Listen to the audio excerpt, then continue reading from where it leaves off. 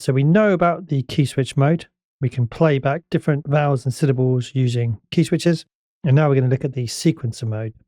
So in the sequencer mode, the duration of each syllable is going to be fixed and determined as a musical duration based on whatever the tempo is of the project. So now if we click on the editor here, we get a slightly different view to the view we had with the key switch. So we have these durations at the bottom here. So let's have a look at the controls and features of the sequencer. So first of all, we can go through different presets here for the sequences.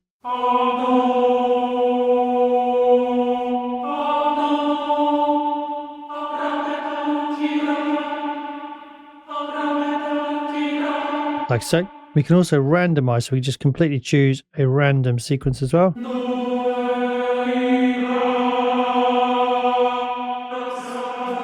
We can also open up the browser here.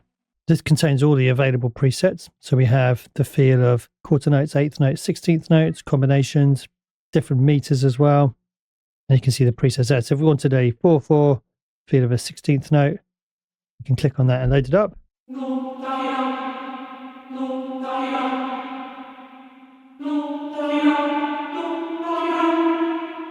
You can hear that there. We'll choose that. Now we can create and load our own presets from here as well.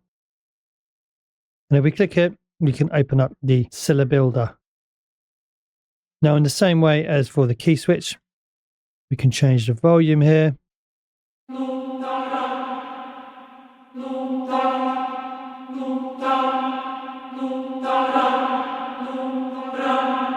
So you can hear them. And we can also change the release time. You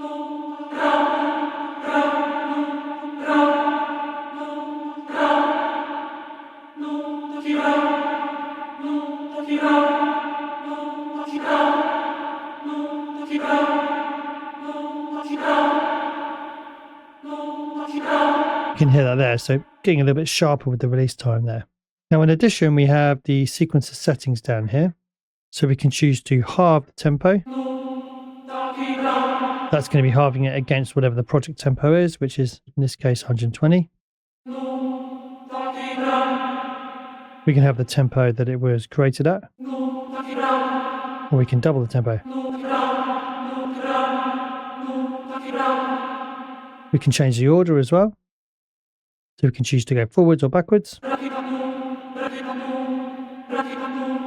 In addition, we can choose to hold the last note, or we can loop it.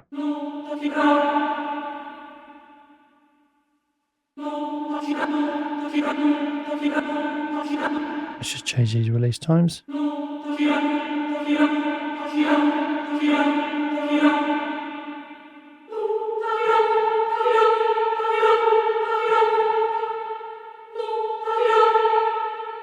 you can hear the difference there. And we can choose to skip any rests or to play them. So you can see there we've got a rest. We can play that.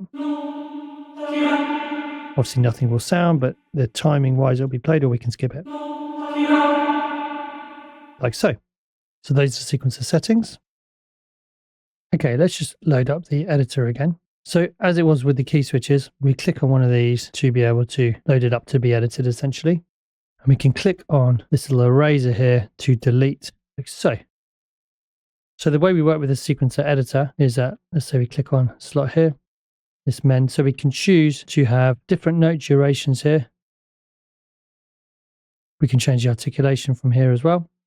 So with jump to the next slot and selection means as you click and change something, it's going to allow you just to quickly jump to the next slot, which is quite useful. So as I said, we choose the articulation, choose the note duration.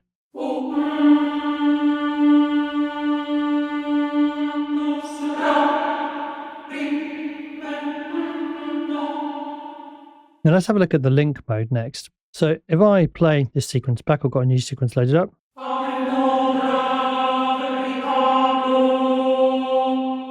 You can hear that interesting contrast as the note durations vary. But what you'll notice is as I hold down the key, it just plays through the whole sequence one after the other.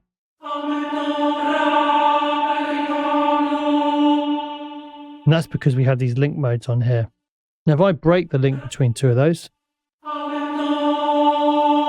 it no longer jumps to the next part.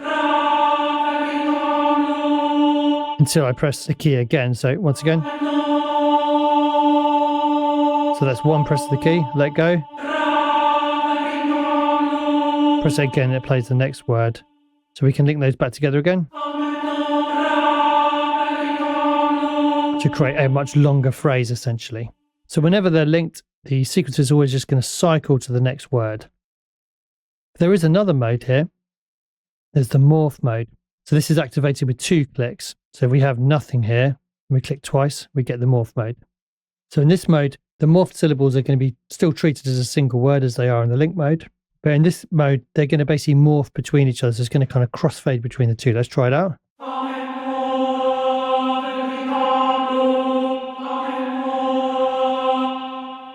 Let's compare it. Bit smoother sounding. So just a different flavour. And that is a sequencer mode. So it allows you to build up your own phrases using the different vowels and syllables, different articulations, and different note durations. And there's so many to choose from that already sound great. But then you can go through and you could delete this one and build your own.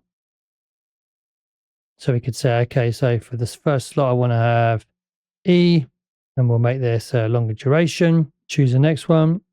Let's go men, and let's make this shorter. Yeah, we'll make it the staccatissimo. Jump to the next one. We'll leave that on sustain. I'll put that onto sustain. Choose lux. And let's make these ones quite fast. And let's try that out. And what we could also then do is link these together. Maybe morph the next one and let's see what we've got.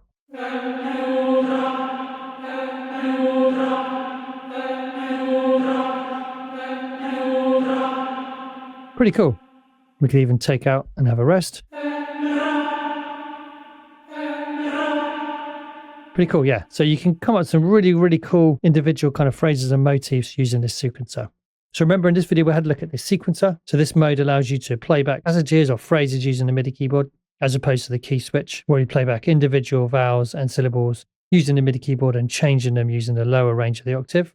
So the most important area if you want to edit your own is the edit area. So we click on it from here.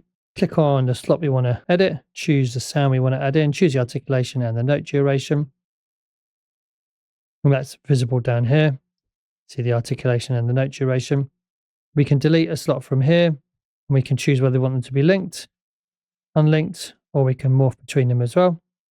You can load and save them from here too. Change the volume and the release time from here. Remember, we have the sequencer settings down here as well, so we can change the tempo against the BPM of the track, essentially. We can go forwards or backwards. We can choose to hold the last note or loop, and we can choose whether we want to skip rests or play rests.